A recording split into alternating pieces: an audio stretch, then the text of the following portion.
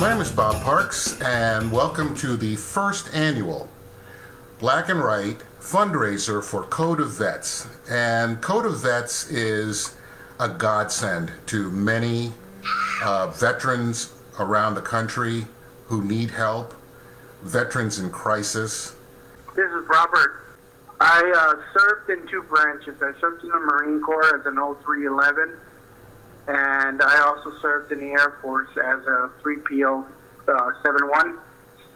So that's military police, and 0311 would be infantry in the Marine Corps. Can I tell you something? Sure. Cindy and Joyce, I'm a veteran. They saved my life. They're the reason why I'm still here today.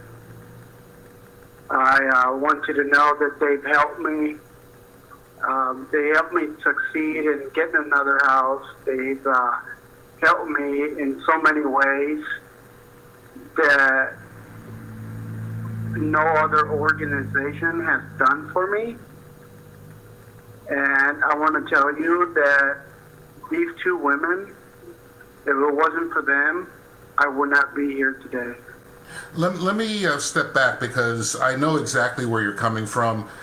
You reached out, I'm sure your initial reach out might have been to one of the government agencies, and then you reached out to all of the nonprofits. I mean, think about it. There are about 40,000, at least 40,000 nonprofits in this country with the word veteran in them. But for some reason, veterans are still in crisis. We have run into two people who work at the VA who are really great people. The other people, I'm not going to slight them and say that they're bad people, but they just don't seem to have that sense of urgency. You reach out to them for help, and then there's a process. And you give them a certain amount of information, and then they have to take it back to their team, and that takes about a week, and then it just goes on for week after week after week. Meanwhile, you are still in the situation you're in. You're absolutely correct about everything. And some of the organizations are not helping veterans, which I don't understand why that is. If they're using the word veteran, that means that they're supposed to be helping the veterans. But with Code of Vets, I found that not only are they personal with you, they really help you if you're struggling. They've helped me not only with food, but with money. And not only that, but they've also helped me with counseling. And that's why I love Code of Vets, because not every organization is like that. And Code of Vets has actually saved my life. And I can tell you that Cindy and Joyce and Gretchen, they've been awesome towards me. That I appreciate everything they've done for me. I love you, Cindy. I love you too, Gretchen. And Joyce. Thank you very much, sir. Code of Vets, 501c3. Please go and donate to them. The PayPal link is on our Twitter feed, and please donate to them. Your donation is tax deductible, but I believe it's 97 or 98% of the money you donate goes directly to a veteran or veterans in need. 3 years ago, October of 2017, I started a Twitter page to honor my dad, Sergeant Danny Smiley, who lost his battle with PTSD, and I just wanted to do something for my dad because his life mattered. His service mattered, and he lived a very chaotic life, and I just wanted to turn that tragedy into something powerful, into something good. And so I started a Twitter page and called it Code of Vets, and just shared my dad's journey from a daughter's perspective. I'm a veteran as well, and it just really resonated with the veteran community. I had veterans just flocking to the page, sharing their journeys and sharing in messages. Hey, Gretchen, I know exactly how your dad was feeling. I've been on that path, or I'm on that path now. And then it just organically began to evolve into a nonprofit. They began to share their needs, and I just never really did realize the tremendous need out there in the veteran community. So, my partner, Dr. Cindy Walker, came along. She crossed paths with me, and we decided to team up, and we created this nonprofit 2 years ago, back in October of 18. And it was successful from day one, and it's because the way we set it up. We are very transparent with the funds. We have a 2% operating cost.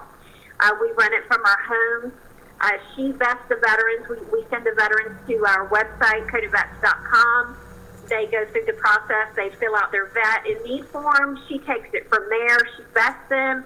She assesses their situation, the crisis, the need, whatever it is, and then she sends it to me to raise the funds and to share their journeys, basically one post at a time. We give each veteran their post to share with the donors, and there really is a heart connection there. It's different. Nobody's ever done this. I think we're really the only veteran or charity in general that functions this way. We are a 501c3, and we purely operate on social media platforms, primarily Twitter, and it's been incredibly successful. So it's just an exciting way. We really didn't realize it would explode the way it did, but it's an exciting way to help veterans in real time, in the moment. There's no wait time. They apply. I push the funds. I push the donors and say, hey, let's help this veteran out. Let's secure them, and it works. I'm just incredibly proud of it, because we've been able to assist veterans from across the nation in every state. We've taken on a vast array of issues. We treat each veteran like an individual. We look at their journey to see where they're really struggling, and that's what we try to pinpoint. And tonight I really want to hone in and focus in on this year. It's the restrictions and shutdown from COVID has just devastated millions of Americans' lives and the lives of veterans financially. We cannot live without a job or a paycheck for long periods of time. And our country's not set up the way to take care of all these millions of people. We have so many people that are experiencing glitches in the system. SNAP isn't functioning correctly in every state, and I'll let Cindy talk about that. That's more her area of expertise. But we've got so many veterans out there struggling. And my heart is to help them all. So we try to cover as many as possible. And we need the donations, because we've got the veterans waiting in line. The line is backed up. We've seen a surge this month in the need, and it's real. And these are hardworking men and women. This is not a typical year for us. Last year was our first full year. And we assisted a lot of different types of veterans, but the veterans we're assisting this year they've got solid work histories, great resumes, never been without a job, and this is their first time of experiencing life with no employment, and they're in panic mode, because a lot of them didn't have savings, or if they did, it's gone, long gone. And they're struggling just to put basic food on the table, to keep water running, to keep lights on. They're being evicted. They're letting their cars go back. They're having their autos repossessed, because they're having to choose between rent or a car payment. We've never seen anything like it. It's just staggering, the basic needs that our veterans have right now. So that's why we're pushing so hard to cover as many as we can. I believe we roughly now have Cindy, she can run over the numbers, but we're looking at right around 300 right now in the past few days that have applied, and and they keep applying every day. I just wanted to say, thank you. I know, Code of Vets is the best organization as far as vets go. If you ask anybody, you'll find that out. And I just wanted to mention, though, they do a lot more than just raise money for vets in need. I mean, they'll do just about anything for you. Just sit and talk to you. They sat and talked to me many times. We sat and cried together. I was on Twitter. Mainly, the reason I got on Twitter was to talk to President Trump, hopefully, about some of the things that were going on. And while I was on Twitter, somebody just, I guess, told them I was, in trouble there. So they contacted me. Really? Yeah. And they helped you? Oh, absolutely. And quickly. several times. Still are. Every vet has different issues, has different problems, has different needs and requirements. And depending on what that particular vet is in need of, sometimes they just need somebody to be on the phone with them while they talk to their primary care doctor. Or they need somebody to walk them through how to get their e-benefits and their My Healthy Vet set up, and where to point them in the right direction to at least get the basics. We've had people that didn't know how to file for their Social Security. And, we had a gentleman a week ago that's 74 years old and could have been obtaining Social Security that he paid into, that didn't know how to go about doing it and never could get anybody to talk to him about it. And so just depending on what that particular vet needs is what I carve out a position and we start tackling each issue one at a time. This is April Brewer, U.S. Army, sir. Now, how long? Right at 8 years, I got injured in Iraq. How are you doing tonight, sir? Very good, ma'am. Well, I just think personally from Coda Vets, Miss Cindy, Miss Gretchen. Miss Cindy has been invaluable. They've helped my family this year, helped with utilities. They helped with Thanksgiving dinner. They've helped Christmas dinner. They've helped. I got 2 boys and my wife are raising. They're just beautiful, beautiful folks. I can't say enough. Now, I helped my family when how did you find out about Coda Vets? Wounded Warrior Project. So, Another great organization. okay, but they referred you to Coda Vets? Yes, sir. Yes, sir.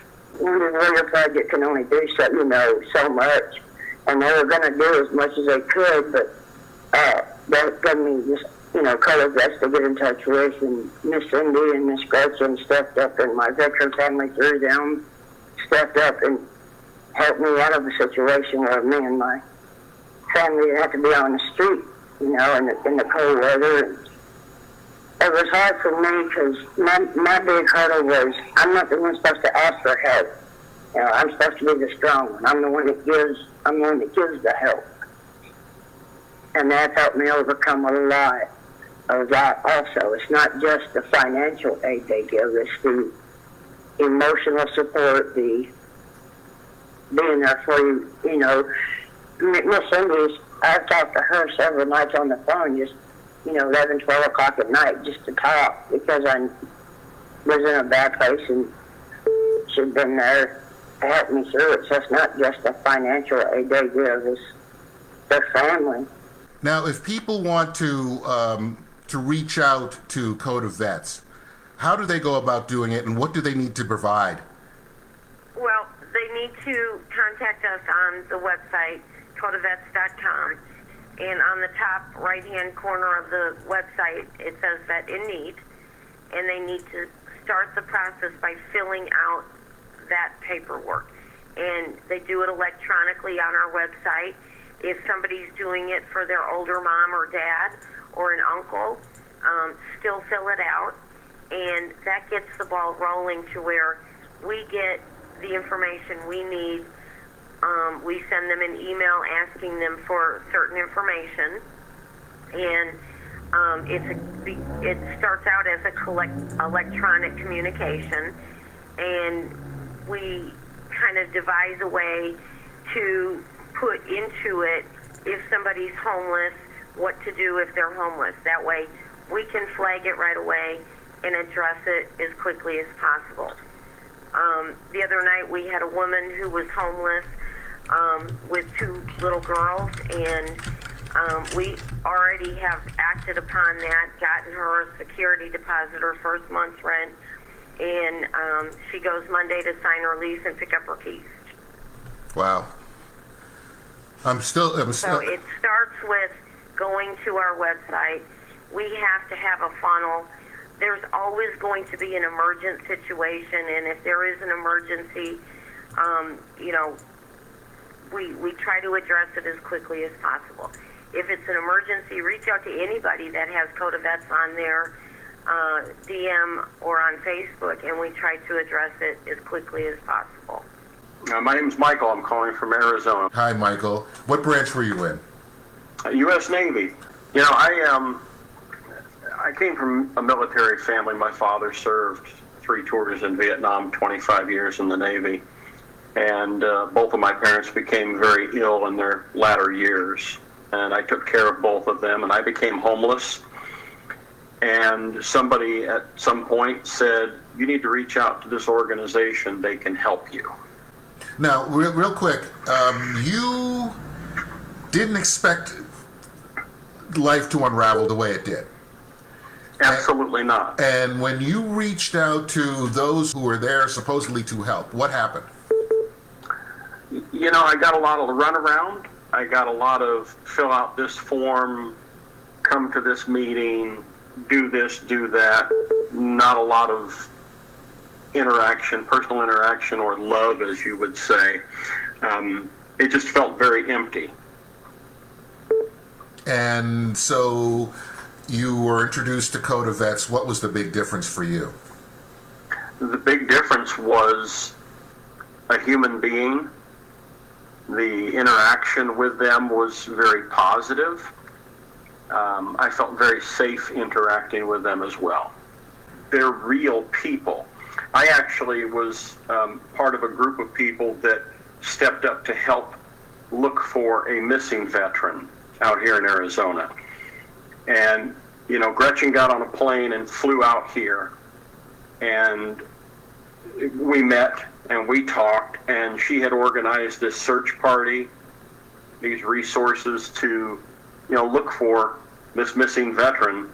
It just blew me away how they stepped up. And you're not just another number. You know, when you go to the VA nowadays, it's take a number, sit down, wait.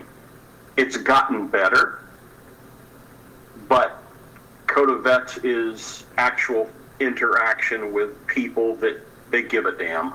We take this seriously. We do not want our veterans out there when we find out about them sleeping in their cars, or sleeping in a hotel, or sleeping at a bus stop, whatever the case. You know, like every case is different, and we just take it on and we solve it one at a time. And it's been incredibly effective the way we've set it up. And again, the donors get to see from the beginning to the end of what we've done. I will screenshot the PayPal receipt once I've sent the money, so that people can see where their money actually went, and it went, you know, what veteran it went to. And it's powerful because, you know, there's just a heart connection there. They get to see the veteran's face, you know, the town and the state. They get to see where, you know, where they're from. And I think it's a simple way to do it, but there's a lot of work to it behind the scenes, and Cindy does a great job with getting through the veterans. Well, we have in our way. We have a World War II veteran spouse. Her husband is deceased for a number of years. And this woman is, I think, 94, 95 years old. She believes that every vet's feet should be warm. And when we do Amazon wish list, she always gets on there and purchases a pair of socks for that vet. With the vets that we helped out in Victorville, and our Marine Sarge, and for our our minister that we have out there, as well as the guys at PTSD USA and Homeport in Macon, Georgia, Transitional Living. And for anybody that's 95 years old, I'm going to accommodate them and say thank you so much for being concerned about this veteran.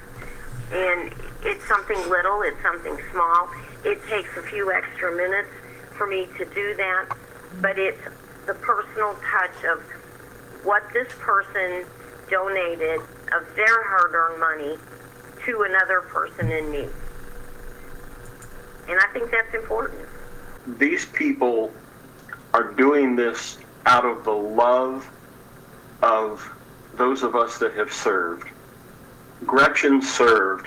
The woman took an oath to protect and defend our Constitution, and she has just gone out of her way to be of service to those of us that are in need. Cindy as well, an amazing, amazing woman. Always answers the phone, always pleasant, and always giving answers, not saying, go fill out this form, go sit in the corner, go do this, or go check into a shelter. The money that you donate gets put towards veterans. It doesn't go anywhere else. You know, they're not sitting there making fancy blankets and plates and whatever to give to you for your donations. Your donations go directly to the people that need them. And so I would ask everybody that can, please step up. We took an oath to defend this nation. We do it out of our love for America and for all of the people here. If you can give, please do so. Well, we try to react as quickly as possible, especially when it's an emergent situation. You know, we can't have a vet without electricity for 2 weeks. We can't have a vet that needs his heart medication and the medication hasn't arrived yet.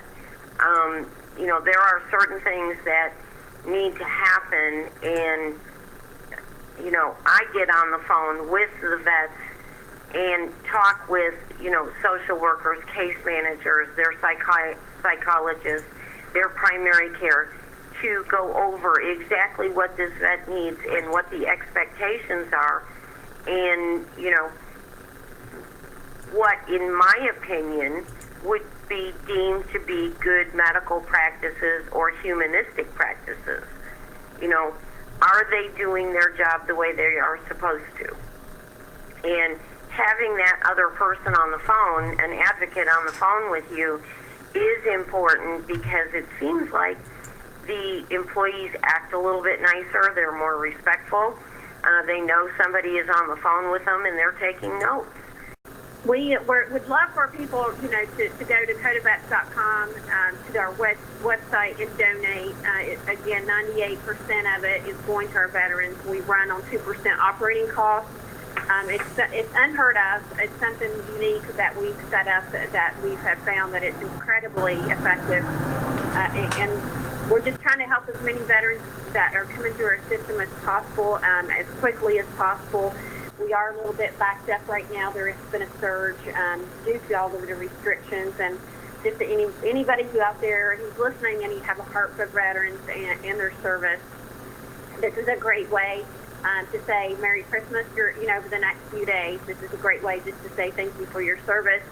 That our nation cares about you, the veterans community cares about you, because we absolutely put our veterans first here at Coda Vets, and that's what we're about, is taking care of them as quickly as possible. So please go to Coda Vets.